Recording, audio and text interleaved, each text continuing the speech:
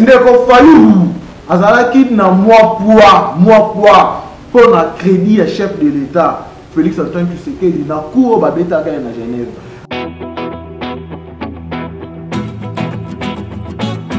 Mutoza la base ya blocage ya makambo ya fonctionnement ya CENI eza Félix Tshilombo. Oyo boye alingi mapona mesa le matin en 2023. Yango wana a complicité na ndeko Dodo Kamba na Denis Kadima bazwi mboka bazolunga bakanga mboka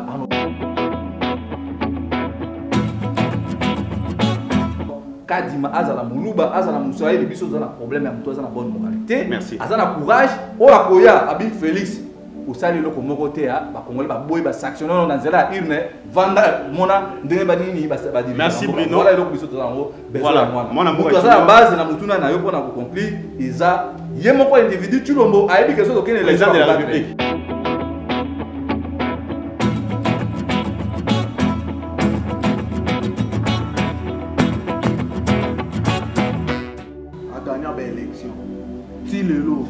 incapable de tenir la cour va prouver biso bazanga même le kasa ya koya kolakisa biso bakangama na bandeko na biso l'église catholique bachaki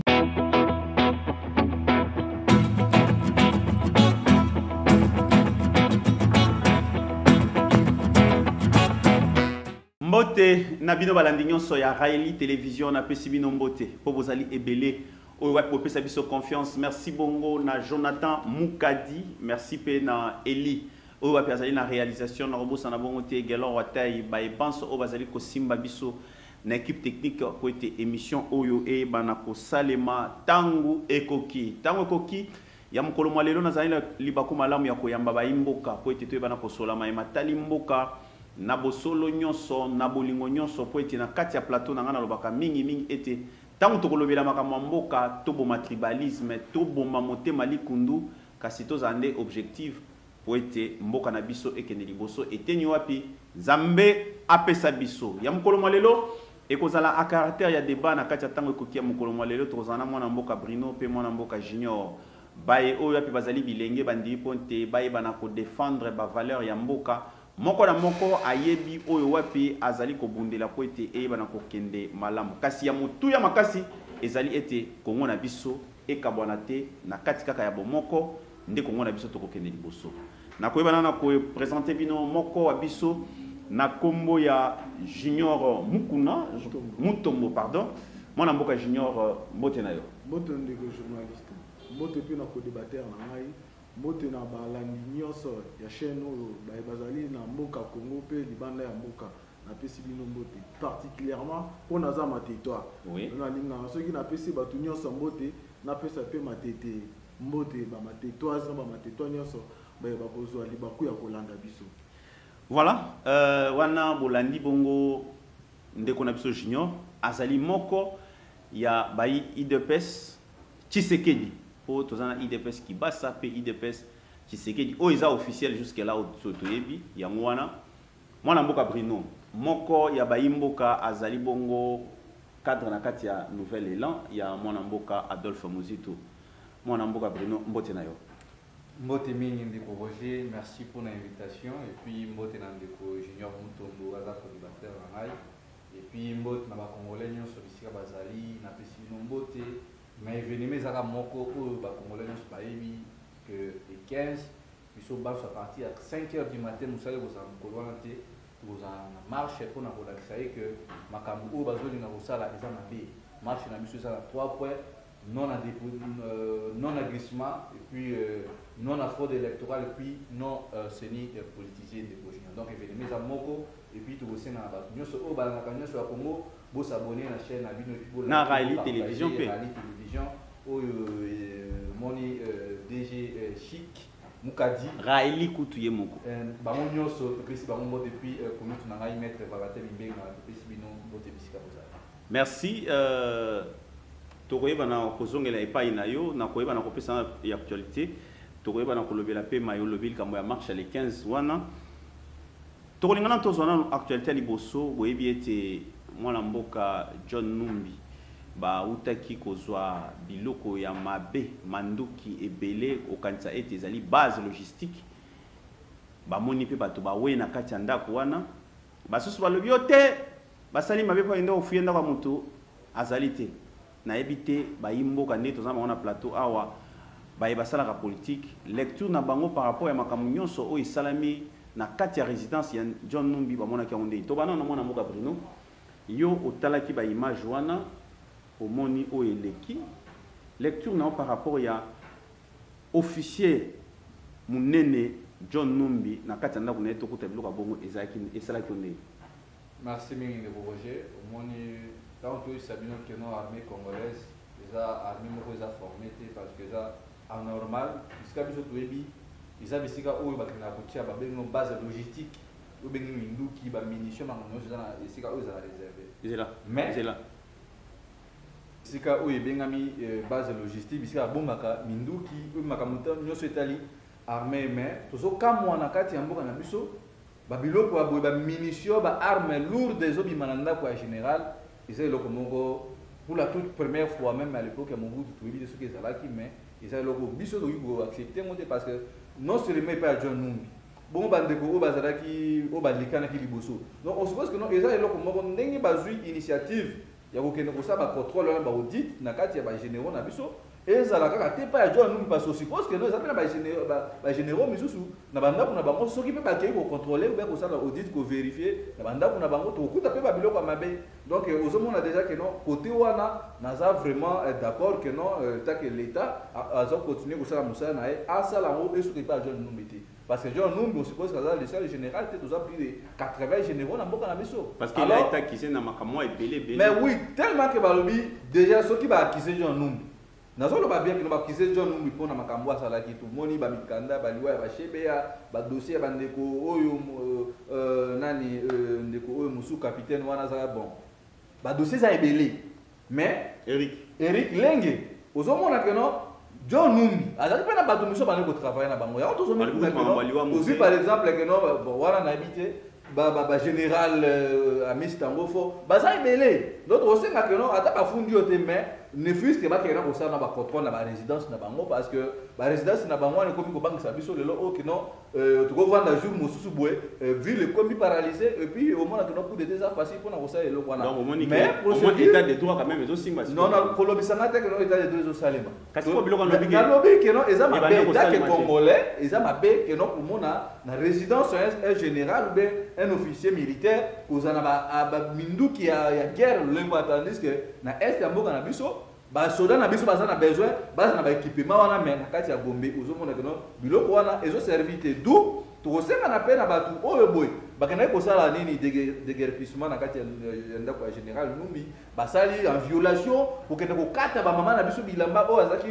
moko ya ene ya général John Numbi bakataki bilamba mais oui atikala moto akala ozomona keno côté wana droit de l'homme mais ndeko Roger mituna eza yo maloba eza ya ngai pour votre information ba congolais ba keno acte wana eza malamu te parce que biso toza na respect ba mana biso il a fallu ba kende juste ko sala musala bango o ba pesa ki bango ndingisa ya okende ko désarmer ba kende ko sala de guerre de général Numbi mais qu'est-ce qu'il y a à voir entre Yaya John Numbi waza asalaki dénudé na monde entier moni ba image wana donc ce qui résistance c'est ça la qui par rapport moi si à ça résidence devant ba policier ou devant militaire je ne crois pas donc c'était une façon mais jusque là moi j'ai pas une façon ya ko humilier grande sœur ya général Numbi ozomona que non babiloko wana ndeko Roger eza ba acte moko oyo boye biso etake ba congolais biso etake bana mbuka to pays na acte wana te mais pour une fois pour applaudir que état de droit to sepela que non état de droit wana et continuer ba kende ko tia loboko na bato nyonso oyo bo mais tu dis après on dit contre le oyo oyebi que certains déserteurs ba soda o batika nini minduki batika armé baza na baminduki na résidence na bango na bandako na bango donc na kotanga kombo te moyebi pasteur John pasteur nani oyebi pasteur Ngoi Mulunda à l'époque ezalaki awa bona 2000 aza na prison moyebi ke ntango batiaka opération $100 moyena arme omona combien de baminduki ekenda kobima on suppose que tu le loco boy bato misusu bazana ba minduki na kati ya ndako na bango yango tozo senga na l'état ta mazo kende ba contrôle ya lole mwana ay ba ko respecter ba vie privée ya bato non seulement que non maman na biso oyo boy ba kendaki pour rendre ridicule mais acte wana eza mabe to féliciter musala o l'état zo sala e okende kozwa minduki wana bazwa ngo baka ko pesa basona na biso na front pour servir mboka pona sécurité na biso koloba yango wana mboka Roger wana ya ndo mutu ni boso mais dans le but que l'état de droit est en marche parce que ça non processus parce que tout continue parce que il y a malade mutu na bon OK wana ça n'engage que vous pour trouver que dans l'époque mo tout monde qui a monté même Kabila tout monde qui a monté mais au moins na fati tout monde qui non un officier ba kuti bloc a bongo c'est une honte pour la République tout le monde a ce que na République autoza ngo sikoyo ba soda ba e ba kangi ndeko na bango soda pona mabe wa banda ko sala c'est quelque chose à applaudir. Wana za makamonga roloba tena lobi na CPI na l'état parce que l'état est en continuité Félix a posé la télé. Je ne parle pas de Félix. Non, Félix parce que maintenant posé au binoté. Non, aux autres na mutu na comme piège que non parce que ça na souffre. Les no ba que Félix on a que l'état a lokola ya église, a lokola hôpital, OK une église ba ovanda ki lobby da non so place on ovanda kama. OK. Au bel hôpital déjà 5 minutes là aujourd'hui. Apoya esa continuité à l'état, on suppose que non. Merci Bruno. Et puis on continue le Merci Bruno Tozongi là même temps d'antenne et pas mon amboka junior. Ndeko junior après avoir comment on a makamunyo sur salami et pas mon amboka John Numbi. On déplore la situation en brutalité. Bien que tout ça en état des droits mais c'est un peu qu'on l'a payé mbeko ndenge zali. Comment on a ndenge je pense ça au conditionnel ngai na zana preuve na monter et que ndeko ya John Numbi ba kataki bilamba et il y a été des ordres ba respecter qui ba régleter pour na koyeba na ko déguerpir en pour na yo lecture wana kotala ça c'est la première question. La deuxième comment on ndenge un officier na biloko ba kutina kati ndako wana et salonde. Merci ndeko Roger na mutuna. Je crois que les a vraiment d'actualité. Tout ce qui ko expliquer ba congolais de partout ba kolanda biso. Na sepeli ya yambo pona ndeko la muka depuis la muka ekufa et panzana itikala deux individus. La muka ekufa te la muka ekufa. La muka ekufa la muka ekufa. Nazo pesa on a absolument. So na kotelo boy so na kotelo boy na ko bakiselo ba seconde na zozwa. La muka ezali parce que la muka ninga za boye ezaki plate tournante. Sikoyo il faut ezaliser pas moi na mboka musitu fa une ninga azusko. Et ça bon, et ça pas mon amour. Voilà, donc voilà, et ça n'est pas un président il y a coordination. Nazo peso yango, nazo ngiselo. Na ko bakiselo so ba seconde wana. La muka to ebi ndenge zalaki composé. To yebi même histoire na yango. Ndeko bandeko bazalaki ko sala la muka ba se retira ba ya na union sacrée. Etikala lelo individu fayulu na individu muzitu. Ezambala nanga liboso na yoka ndeko atizalaka na sima ba individu wana a soutenir première fois ben fort le chef de l'État Félix Antoine Tshisekedi Tshilombo. Albert soutenir a dit que Kiti a soutenir car l'État. Non mais qui représente l'État congolais? Et bisika bango bazalaka na problème ezalaka kaka moko. Bayebaka ko sala diagnostic ya problème ti. Na yoki na ba propos na e alobi batiki grande sœur ya ndeko Numbi Bolumbu. En tout cas, biso nyonso totali bilili yoza journaliste etikali ko apparaître te. Lokola bango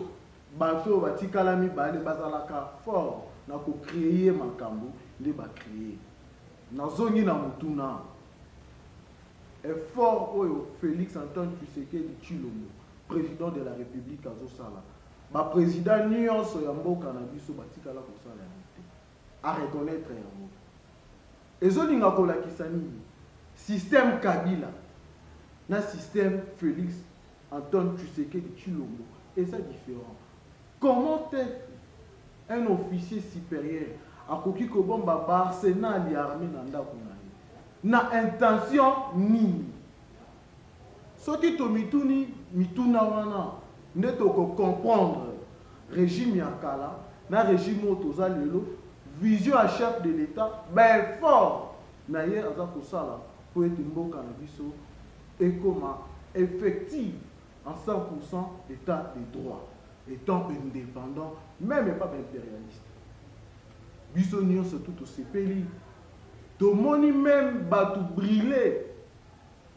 tomoni mando ki oyo basoda na biso bazali kopesa ba moi na bango na est baza na yango te. Président kosala effort babakisela bango mais individu moko aza na yango na résidence na ye. En tout cas, coup de chapeau na chef de l'État, le garant de la nation, le commandant suprême, mais fort au service na yo ya sécurité tant civile que militaire eza kosala pour être biso surtout na République démocratique du Congo tozala na kimia. Tozala na kimia, ba frontière na biso ezala très bien protégé et totalement na inquiétude. En tout cas, matali procédure oyo basalela ki yango nakoka mwa mingi. Ba officier baye ko inspecter ko contrôler ndako ya général Lundi baya balungola mama bilamba. Ata muto atangi kelasi. Ata muto atangi kelasi te ako comprendre que eza makambo lokuta. Soki entre parenthèses et le quoi ne sale maki en tout cas moi je na osenga ndeko ala muka aya ala kisabiso bilili wana et toyeba pona nini komaki tina niveau ya ke balungola mama bilamba toyebi biso nyonso tout toza ba bantu toza ba congolais respect au tozala kalango na ba mamo ba boti biso toyebi respect tozala kalango na ba mama nyonso tout et comment on a officier to soda aye ko sala musala na ye alungola ndeko ya John bilamba en tout cas c'est faux. Na lobby c'est faux malgré nion surtout de quoi koloba en tout cas na professionnalisme oyo lelo basoda ba commune nango sous impulsion à chef de l'État na banzate ça reste à vérifier. Ça reste à vérifier. Nous avons respecté pendant tant d'antenne na quatre questions oyo 5 minutes ndengo saleli pendant donc juste 5 minutes. Nous avons souvent na mboka Bruno par rapport à la deuxième question. C'est par rapport à Makambo Bruno, dans le émission au-delà d'être membre d'un parti politique, moko, tozana eloko moko oyo 5 sanctions ça Congo. Ceux qui te longoli ba sentiment na biso, toza sûr et te retonga mboka na biso. En tout cas na tango koki émission au philosophie nango tango koki ezata to loba na ba vérité na bitumbate na polele po te to bongisa et ça la kito. Moi na mboka Bruno Basango, ils ont fait ce qu'ils pouvaient faire, c'est-à-dire confession religieuse au Mobimba. Sur le Basango, ils ont salamabé, confession religieuse au Mobimba. Oh, bah, ça qui bango responsabilité, na makambo Italie, Seni. Babimisa, Mokambia Seni. Ba candidat ba kende kuna meke. Sélection ti, to komi na ba o batikalaki. Et que na mbutu ti, et komi ote basango balingi boite. Et que ti, et komi kan. To komi place otozali. Il n'y a pas si quoi ezali comme on a été. Comment on a kaka ba même ndeko makambo to boye to baki ete 5 ans token d'élection 5 ans token d'élection makambo ko meleza sauté to mo nsusu bandeko bazongi su makambo dialogue oyo mwana mboka lisanga bonganga oyo basusu babinga ke caméléon azala suna position azala na ngote il saute que sur les opportunités au dialogue to kena bandeko na biso FCC bango dialogue to yena bandeko na biso ya lamuka bango dialogue alors que Tolobaki déjà été makamou ya kosola kata onyo songongezo kende au 5 ans to 10 ans kende mutu so ya ko été Congo et sengel et kende liboso to moni elokwana ba organiser conférence de presse moko pa mona mboka Adolphe Muzitu pe Martin Fayulu pona ko senga été et sengeli ba dépolitiser Seni alors que bozo tinda ba membre na bino na kati ko dépolitiser Seni wana eza mitunemba ina opeso mamoko bozoli ngolobani ni place wana peut répondre par rapport à la position ou la confession religieuse surtout église catholique na protestante position animatique là mboka na biso. Merci mingi ndeko Roger. Mangaki na baksamé lo moke o ndeko junior auti koloba par rapport à tozo baksamé to si ça attend moté pour na 5 minutes professionnalisme o la pulusu na basoda na biso bazana mais nazo comprendre le professionnalisme était le oyo boy la police sous régime à Félix. Ils ont police moko désordonnée, bazo respecté ba imbokate. Tracasserie et paille. Quand Yamazaki na régime à Félix c'était. Preuve ça que awa boye bande ko na biso ba we ba coup de main na ba bazo ça. Obi combien bazo nyoko. Peut-être un continuer et le quoi. Peut-être dans indiscipline. Ozo mona que non indiscipline par rapport à quoi? Muto ça na musa na ye. mais il faut que policier au laisse à Moussa na ya ko surveiller peuple nam biloko na mais policier congolais sous régime ya Félix aye le sous ko yiba ko beta récemment awala na 12e mairie ayana ba policier to akuta bangwana Félix azana ba policier wa format bango o batinda bona Israël zaka na régime wana yena tika atin ba policier alors ozomo na kenon professionnalisme place wana ezate parce que peuple azo souffrir sous tracasserie okomona roulage na balabala mutuka moko vers policier ozomona ke wana professionnalisme za place nini policier azo kanga mutu avec beaucoup de brutalité combien de fois ngai moko oyo na subir la brutalité à la police na biso ba policier na biso privé alors place wana na habité soki ndeko junior akobisa que non professionnalisme eza wana sikani to ba que na mboka misusu même état en Afrique kokuta na police eza comme so kuta na lobiko mais pas na biso so kuta na policier ou bien militaire na butu de Roger okuta ni na likama alors place on a besoin de professionnalisme je ne crois pas le loco de makambo ya seni mais nana zobunga que tito comme na niveau oyo mutoza la base ya blocage ya makambo ya fonctionnement ya seni eza Félix Tshilombo oyo boye alingi mapona mesa le matin na 2023 yango wana a complicité na le kododo kamba na Denis Kadima bazui mboka bazolunga bakanga mboka en otage biso tolobi toza na besoin ya dialogue ata eloko moko tende ko Roger toza pe na besoin ya glissement te problème ya biso eza nini toke na consensus to vanda to solo la mais to respecter élection en 2023 yango wana omoni excellence Adolphe Mozito na le président élu moi na mboka Martin Fayulu tozalaki na point de presse na se passe pour na kotalisa bango calendrier électoral parce que jusqu'à preuve du contraire tout le monde a qui a reçu Joseph Kabila koloba que non je vais respecter la constitution j'aurai respecté la constitution jusqu'à ce que non il y a eu glissement en 2016 yango wana biso toyebi que non Félix azana matambe ya tata na Joseph Kabila ako respecter makambo azoloba wana te toyebi je makambo wana yango biso le moment nouvelle là biso la muka to lobby Félix même 0 seconde que non pas être qui colle ebeti akozwa ngote parce que na 2023 tokozwa bakambi ya sika oyo bakoya kopesa makanisi ya sika pona mboka eke na liboso ya mwana ozomona biso nouvelle là tokozala représenter bisika nyonso na présidence na nationale et puis na provinciale parce que le oyo boye il faut qu'on ait un cas d'image qui va se télémélayer, un cas d'image à mon dîme église qui mangiste. Et puis, Bakimbangiste, baza toujours opportuniste, bah côté toujours pouvoir. Bakimbangiste, bah bisa qui sont awa que non muto kobongisa Congo, et ça 4e président ou akoya na République démocratique du Congo. Balongo wana, o note et comme Félix. Le lot oyo boy, bon moni était non peuple dans l'assemblée et boy ndeko kadima. Pourquoi ba raison ça ebelé? Un cas d'image d'expertise mon côté en matière électorale. Alors nous te le wana akwa ko pesa biso nini pour na biso vérité des urnes eza déjà dépassé mais biso to lingi vérité des urnes oyo ko ya to ça la logique ozoloba wana tangu ba lancer recrutement pour na ba candidat et ben ndako compter et loko wana to zo compter ezaka mutu nyonso aye atie maman kasa na yeke non na ina kwa président seni ndeko ezalaki na ba critères oyo ba tiaki kandi masiko tangu atikali ezaki na critères toté et moni église catholique eza toujours côté ya solo vérité yango wana soki oyo boyi banseignant nyonso yango wana bozala soki bomoni ndeko Roger cardinal Ambongo aloba te que non pose à la profession ou bien enseignant de l'école conventionnelle catholique il faut ça monter non parce que yo bani Congo lelo soki oyo bat bazo déplorer soki na église na école on va $20 au cardinal bazo catholique école catholique ils ont besoin bato bazana matière $20 au cardinal azoka pas ndeko Roger cardinal Ambongo azoka kanyaka te $20 Église catholique eza na philosophie nango oyo ndenge nini ba fonctionnaka lelo oyo boy bomoni na lobisaki na lobaki awa na plateau na bino nyonso ya Congo Monsieur Félix asala déplacement awa kenda okuta na ba autorité ya kamba oyo pesa ba profiter na émission mais na yebisi bino Monsieur Félix na tuna mutuna azala droit okuna bino mutuna Monsieur Félix asala déplacement na kamba vrai ou faux so kenda kuna te biso tout oyebi que non bakambi ya kimbangiste bazwa kitana bango ya kobanda et bangisaki de pèse Félix a compris la biso qui n'a tiki bato au cela c'est bango ils ont l'accès déjà que non web santé que kimbangiste web santé injecté na kiti web santé que kimbangiste à l'équipe catholique na basebele parce que à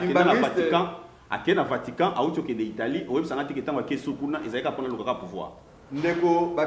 ndeko na ebisi bino Monsieur Félix ça soit kenda ki na Vatican est-ce que éviter ka kuta na papa akendaki kokutana pape mpona koyebisa ye ke tala pepe ezosouffrir mais bakimbangiste ntango mese Tshilombo akendaki epa na bango bakendaki mpo bakenda kozwa malomeya mpona kofavorize mutu na 2023 okotriche na élection yango wana omoni biso lingomba nouvelle elon biso lamuka toza na position na biso tolobi tokende na consensus oyo boye ekomema biso esusu te makambo elekanaki na 2006 2011 2018 yango wana tolobi vérité des urnes tous les candidats ou ya kozala na makasi na pifo courage ya koyebisa biso que non le vrai vainqueur toke na élection présidentielle pour ceux qui même batengana monsieur Félix na 2023 na ko gagner parce que jusque là Félix a répondre na tant ça qui a peu prêté alors biso dans bozolo ba kono la muke ça jaloux ça et par rapport à quoi de l'eau oh boy de l'eau malé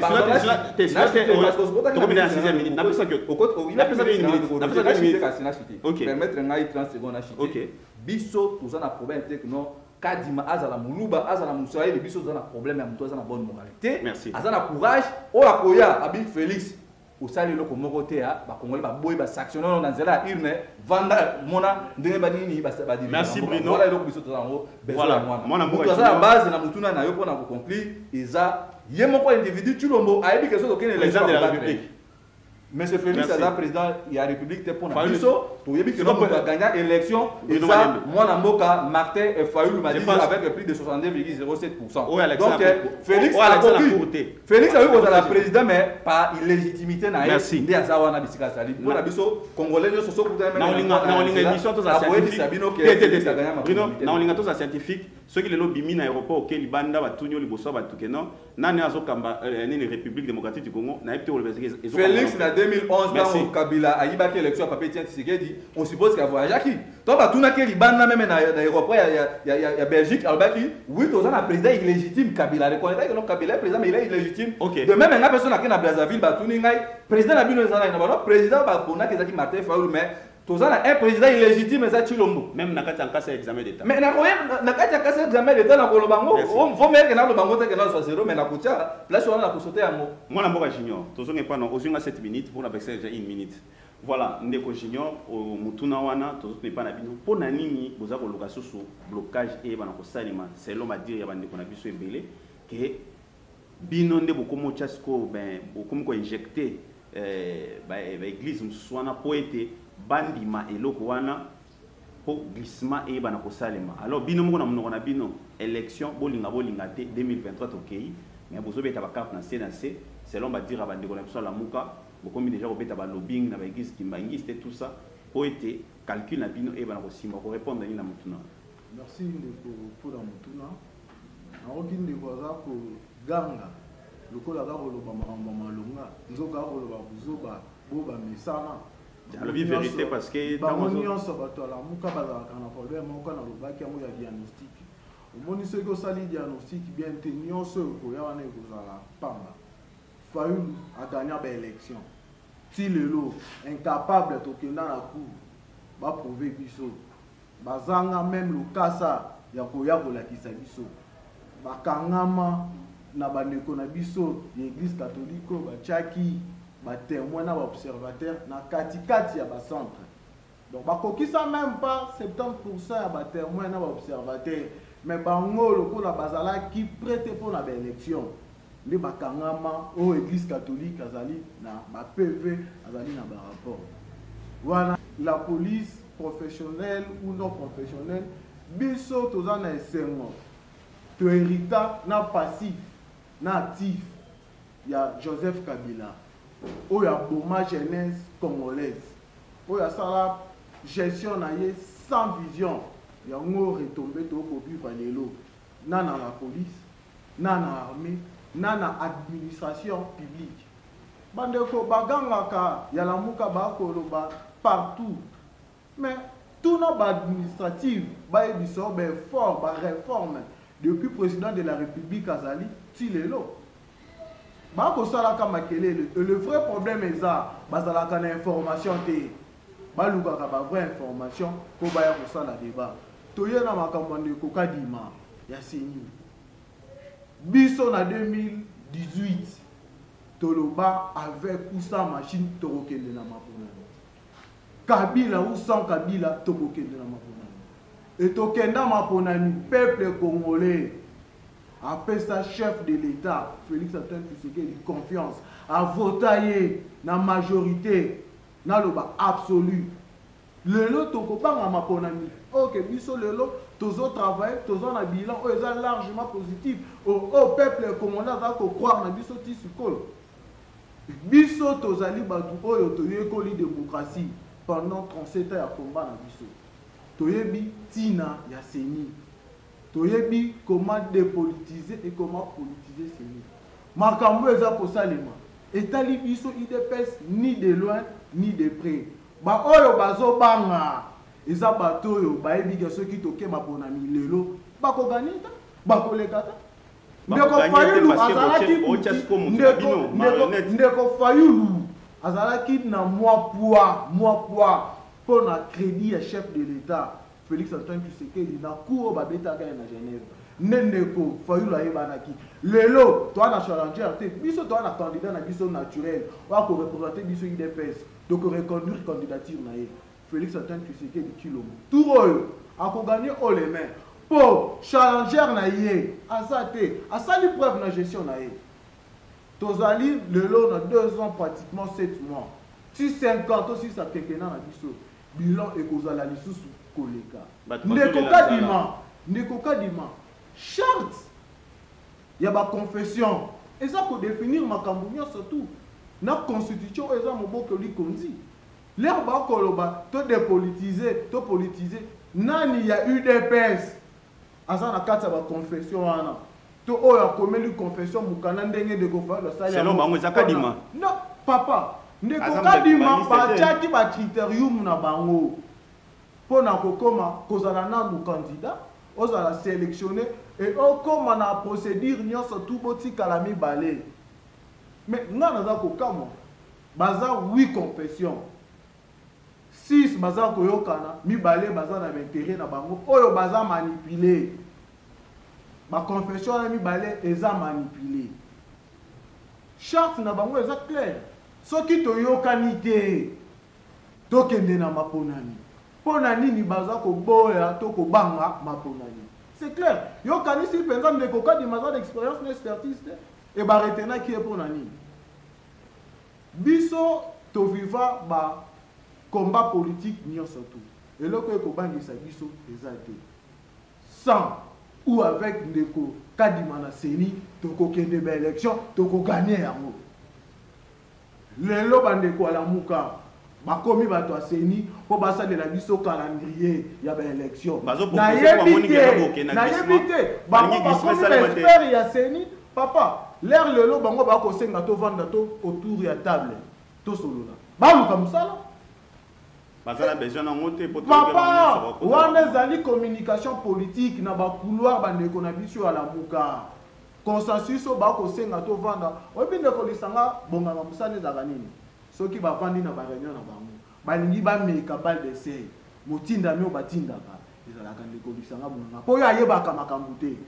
ye batindaka ebontaba kende loba nanu aye komeka bakuna bango basololaki le vrai problème na bango ezali nini ba comprendre que président de la République Félix Antoine Tshisekedi Tshilombo ba réalisation na ye eza énorme malgré tout ça na ebele ya kosala toza kosala po aza engagé pe déterminé ya kosala yango baza na makoki te nde balingi tovanda tosolola lokola barataki opportunité ya union sacrée masuve ese ekendeki balingi baya bazwa baposte ndeko foyo aza député abema proposition wana na assemblée ndenge baninga mosusu bakoya na baproposition na bango aya nango na assemblée eleka na proposition wana mpo na nini aza kobanga alingi avanda esusu tosolola mpo acomprendre ke akomi essoufflé eloko ya kosala eza te eloko ya koloba eza te mais les 15 baolakisa bino makambo bakosala nde bokotuna siko ngulu non papa makambo ya marche nga naza ya IDPS toza na eloko ya kobanga te banzela eza polele basenga autorisation bakende totala mais eza makambo bazwela biso bana mike te toyebi nde baoperaka ndoki bayebaka ye na basini na ye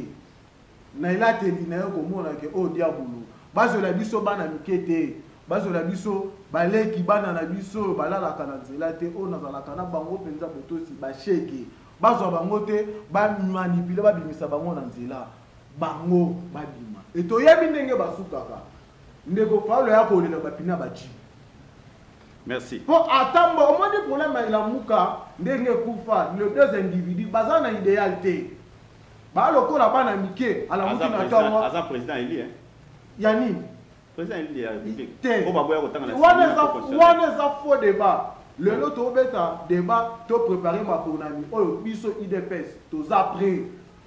Na ba député législatif national, na provincial, na président de la République. Okay. Ils sont tous après. Donc on a une élection et donc on a mis ça bango biso IDPS sans ou avec Kadima. Toko kende ma konami. Toko gagner l'élection. Ce qui est là.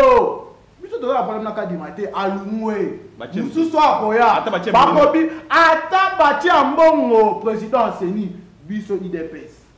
Toko kende ma konami. Toko gagner yango. Ata bati fayu. Toko kende. Toko gagner. Mais bien même dans un candidat. On a candidat sur la présidence d'abord. Na yebité en tout cas dans la nouvelle là na koki ko ya na mutu na mais ya mutu ezali ba se préparer. Batika koloba ba préparer ba élection. Ba zo préparer ngo ya ba proposition. Non papa. Yé bango ne basangana ki na sika na bazana ba expert ya Seni. Est-ce que ça musala ya parti politique et qu'on proposer dans Seni. Et qu'on proposer pepino bochela on peut maïli. Non papa, obi question électorale. C'est une question très technique. Oyo lelo. Oui, c'est ça appelle na ministre des Affaires étrangères nani comment il s'appelle? Bazapi makasi na biloko mwana trop réfléchir sur les élections, c'est autorisé à tout Congolais. À tout le monde. Mais il faut leur proposer biso, oso proposer l'État congolais. Leur oso proposer l'État congolais calendrier électoral. Il faut tenir compte, il y a des éléments nyonso. Non, en quelle qualité? Merci. Basa la prenne, il y a aucun élément pour nous. Mon problème est zakani ni lelo na biso ba congolais. Koloba na kusala. Les amakambu. Des mondes différents. Na ozonge l'autre Bruno, yo peto zonge pa na yo par rapport à to comme déjà presque na souka, je crois que ça sera la dernière question. O wa peto ba na okabwana bi les 15. L'objectif clé il y a les 15 états tant que ça les cambo parce que na koyoka susune mwana mboka junior lobby muzitu a député azolia mon l'état ensemble salaté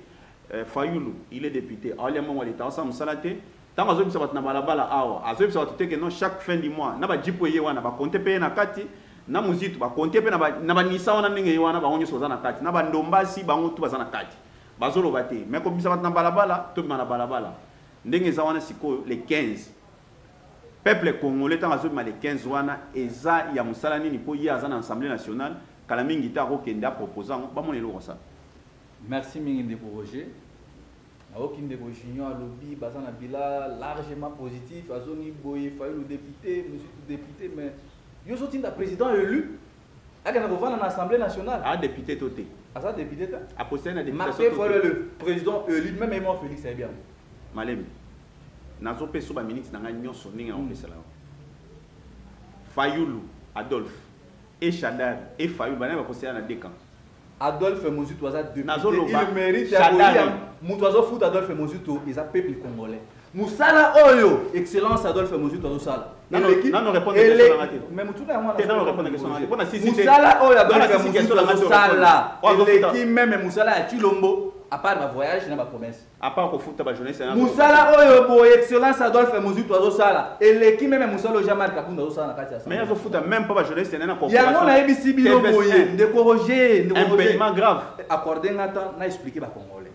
na recadrage maman to ok ngala question na tout yo répondre ngati na question na yo répondre te pour la azalaki député national T à Martin Fayulu azad président élu oyo ya congolais même ya UDPS même ensemble mobimba babi que non mutu ponaki na 2018 mutu ba yiba ki voyer yo la question n'est pas yango wana moyo lo tilo bo akangami aibe lo kazo sala la question n'est pas répondue question na yo lobi mutu azoli ya mbongo azoli jeté ngana sisa te mutu neza boye mutu azoli ya mbongo o tuna mutu na ngana na sisi te mutu azoli ya mbongo o bana kikwiti ba votaki et puis musala doit azopesa bango pe na azoli yango azopesa bango pe musala Adolphe Mozutu azosala l'équipe musala ba député nyonso baza wana Mozutu akoko se jeté devant bosso o akomi manipuler lelo o na age ya papa wana mais eza soni pour na biso tolobi mususu azoli ya mbongo ya ofelete parce que en 2011 UDPS ya bandeko junior bazalaki na 42 députés à l'époque Papa Etienne Tshisekedi après Malaki Mesika vandi molimo na ye après ça mot d'ordre que basi kasi jeté à part Albert Moleka de quoi au dire nga te na maweja Tshisekedi abana kolia Félix Alongwa amana kolia Félix Alongwa ndeko nazo ebisa yo bakoko falti nga journaliste à l'Assemblée nationale avec journaliste ndeko maman tata moi ça pas acquis bazalaki 42 députés nationaux oyo bo papa tena baba Serge Yambayamba balongola na pas ici bino bazalaki 2 o baba ko sambo o baba ko siéger Albert Moleka na tangi bazana au vivant kende ko tuna maweja oyo bazalaki le gouverneur Félix le mal côté Félix abana kolia mbongo ndeko Roger na l'Assemblée nationale to misa bataki na pesi bino komba mais biso to kenda ko la junior akenda ko na tata moi sina ye akenda ko vérifier Albert Moleka na maweja nde baba ko siéger s'il vous plaît junior na opeso maloba na opeso maloba s'il vous plaît na opeso maloba s'il te on a éclairé de on va éclairer na tata tête Albert Moleka tikala merci va chercher l'information OK tozonga oui tant lobi par rapport à débat ya nini ya bilan négatif ndeko junior soko yebite ko ya plateau awa te na nyonso ya Congo bisia ba bazo ba nyonso na réalité télévision ko ya kokosa na personne ba refait na mituna oyo même bino na IDPS tu lolo ata bobo ya koloba ngo tu koloba na se ba ko tuna Félix depuis oye otongeli biso école combien et puis école nini oyo bongisi a pas mokengeli oza école mosusu na matete monsieur premier ministre ça ini et puis alors comme mosusu ba ko tuna Félix oyebisaki biso papa Congo bokoma Allemagne loko otoke na 3 ans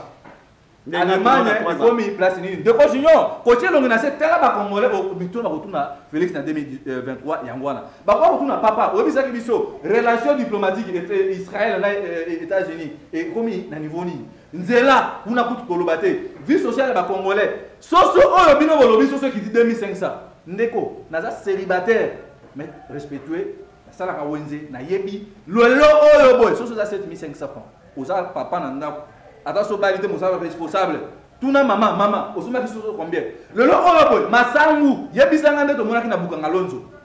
esika nini ata na matete ngana yebi na bukanga lonzo ke na maison communale wana au mona ba espace ya bukanga lonzo oya Félix ezala na 10e mairie ou besa na télévision merci de Roger to 655 non pardon omoni makambo oyo soko senga so pardon to ba pardon na okende ko chiter na mutuna nga omoni yo chitara omoni place bino ba ko débattre aux omoni place ba ko sanctionner Félix de 1 Félix est le seul président illégitime oya ka ko visiter RDC lelo oyo boy azaki na Italie mais papa na okende mutuna le 15 ah les jours la 15 non la PCT mais on a parlé de ça déjà mandat ya Félix ce qui a respecté constitution nous n'a toujours avec expiration na ye ko benga na Félix merci et puis ba on de junior la souveraineté revient au peuple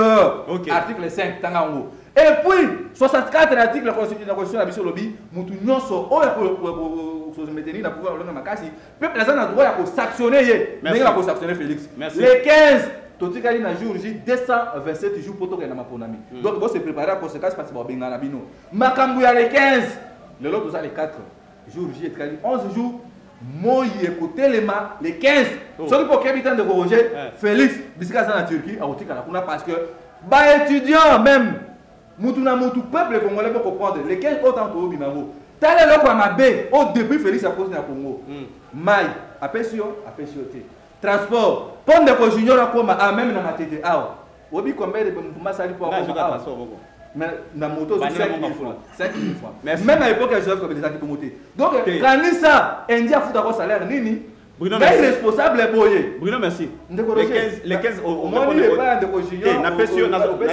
les 15 bon acheté congolais dans antenne to respectable congolais tala passe nyonso Félix ba muelo na biso makolo na biso koma muto solo mamunga fula na makolo kwa ndenge de Roger lelo asali mo tongo po akoma na plateau ça alongo tongo akoma ya makolo pourquoi parce que transport ezate donc kanisa ba passe wana nyonso kolia mai ezate les 15 temps ozola mu avec détermination parce que la police wana bande kona biso ya IDPS to pesi bango déjà ba pesi bango déjà ba machette to kona ba biso na quartier 3 pour votre information na Motorola na vidéo batala muka ba pesi na muka za kina photo fachi papa merci mon est-ce qu'on voit kanda wana oh peuple la ko le bolobaki na bato baluba nyoso to bando boma ngana za pour bande ko baluba te kasi yango na vidéo ya na logo ya na lobby de Roger nouvelle élan congolais naza congolais naza na bandeko baluba baninga basango baninga na nganyo so na baluba je n'ai aucun problème na muluba na problème ya Kadima problème na Kadima aza crédible te pour na OK moi na junior je crois que va organiser ma ponami mais le 15 à partir de 5h tant aux obi mama moi mai na policier tu es déjà ni beaucoup coopérer na bandeko biso ya IDPS mais les 15 de Roger aussi là na pouvoir non à fraude électorale et puis non à nini na sénie politisé ce qui m'a demandé ça marche na biso à ce moment biso doza basi na bango to ba bandokisa biso ba pantalon à ce moment peuple à cause de la responsabilité na merci na Kasai na drame kufi na Kabea kamwanga na Lubumbashi non pesa suma lo basumate na bokumui ki la bona bisika bozali botele ba parce que le 15 merci moi écoutez moi na mboka junior c'est que roza suma lo ba aussi sana ngote po on a pesa numéro na ngasa on pesa soute parce que na ido pesa pesa bezo baza numéro na ngai po na service ya ANR pesa na ngasa aussi na moko bande konyo so ANR na bande konyo so boza na besoin na ngai na adresse na ngai so go tikela ma PV numéro na ngai za plus 243 81 73 11 702 plus 243 81 73 11 702 comme on a ngai adresse peut-être bande ko service à ANR kunate Bruno Mimenga misala na vai na masina merci aveni pinzi numéro 50 tamba ba ko tumbola ki mutu koloba te ke batwa ne afingi mutu ate bisala tamba ko beta yo ko mutu saki elo déjà régime o ba komi ko déjà ba journaliste ngana bakainga te bon habite pe aux journalistes IDPS arrangé yo za carte ce qu'on a na kino pesa na na évite tango na yambaka yo na yambako na kada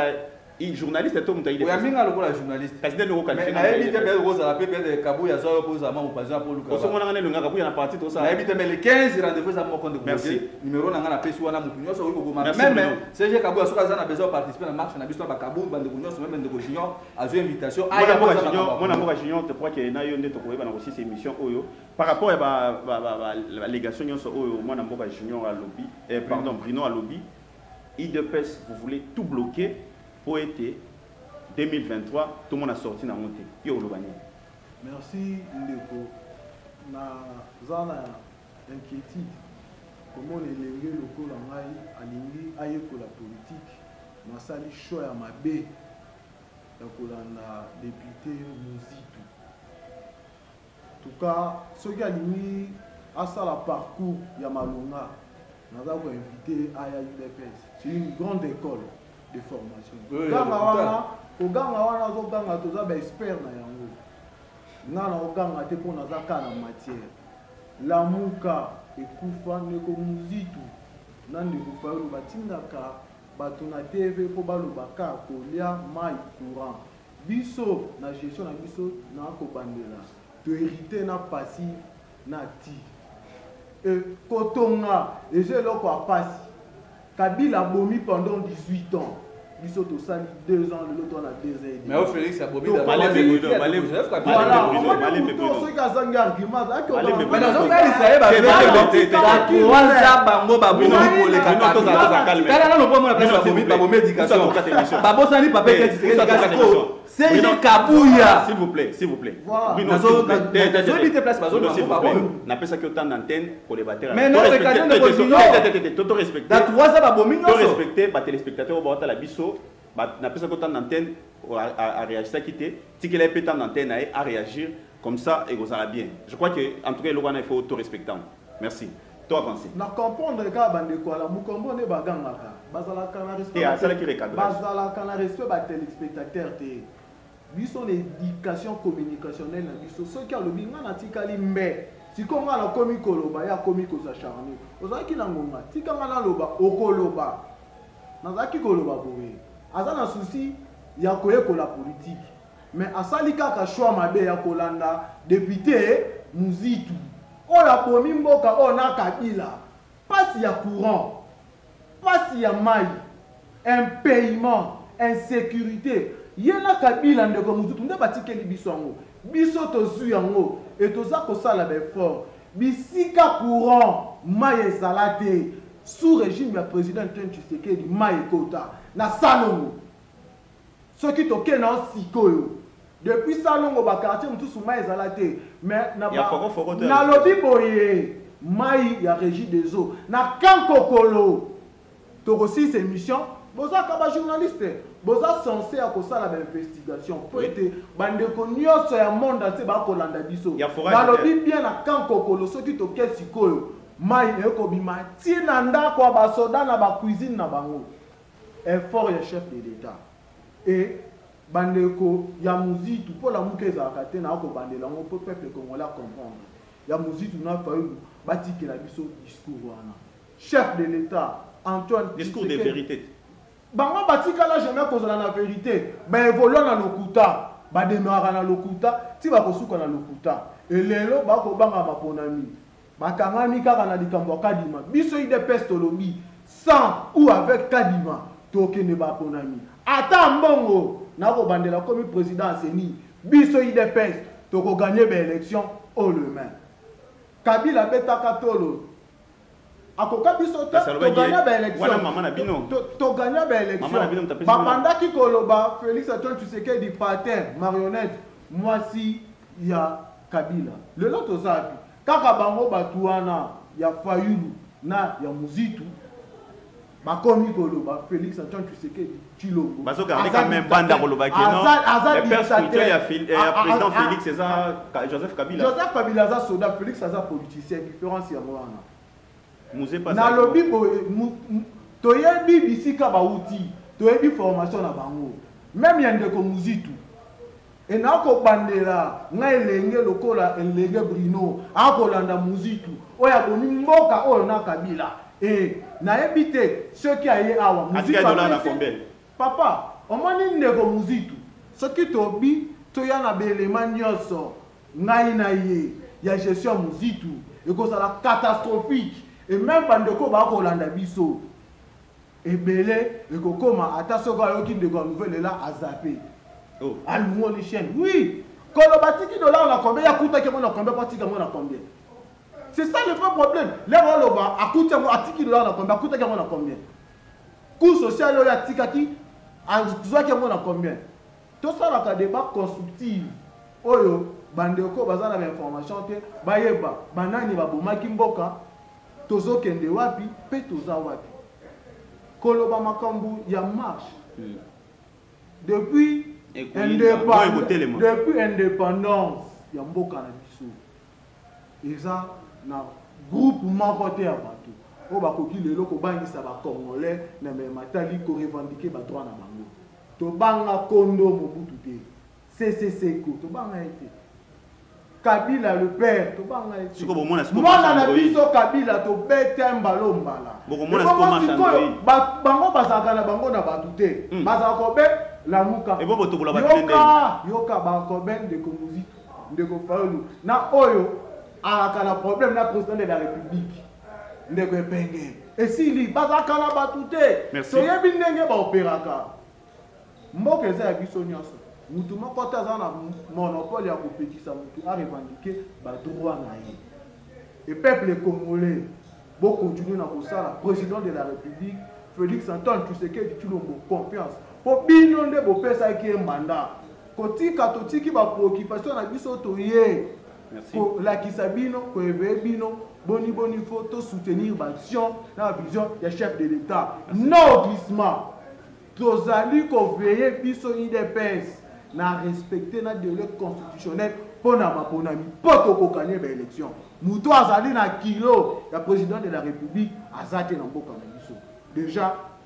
voilà pourquoi Muzitu a siéger les Bosso répondre les Bosso Mbosso avec to après avec to sans kadima tokokanye ba élection mais je crois que ndeko il faut ça la effort l'air azoya na plateau azaka na information na ko comprendre akoye ko la mais lokola dans la formation politique à malonga te koloba kende ko Albert azaka député tika la ko za député te donc to sengeli te là to ko le kaka na retando ikie to kosa ou le to informer to désinformer na place de informer ndeko mole katika la ko za député te pour ton information ndeko Félix azala député atika la ko siéger te na décision ya parti na décision à partir de la CGT donc biso IDPS tozali bon moko te respectaka merci nyonso oyo bakambi na biso bakolakisa biso chité na numéro de téléphone to combination na pesi lisusu merci tokomi na suka maloba na nga suka ya émission ya lelo ya ngoyo numéro na ngai plus 243 82 57 133 67 plus 243 82 57 133 67. Merci. Code batera na ngai na pesio mbote nde balobaka soit merci pe na journaliste une équipe technique mobimba na bino nyonso bana matete ba bozwi ndikisa ya kolanda biso ngana pesi bino merci na Bruno merci pe na ndeko Junior en tout cas c'était un débat très scientifique et plus responsable et le kotoboya kinde makambo ya Simba Kamata boye na boye j'ai aimé par rapport à fair play na bino. Je crois que Torozala toujours réunion sur Rosana besoin d'abino Bozara na plateau na biso pour être sur la maïmata limboka. Merci. Natoni bino botondi. Merci. Merci nabino nyonso oyo bolandaki émission nabino tango ekoki na banza ete ezaki libakuma lampo nanga kozana mwana mboka Junior pe na mwana mboka Bruno pour être sur la makambo ya mboka. Ezaki bongo wabino Roger Boya na Raili Télévision. Tokutani na numéro mususu merci na Junior na Eli pe na Jonathan Mukadi na obosa na bongo te ya loro watai oyo basuna kibiso boboto bondeko o mabota mabini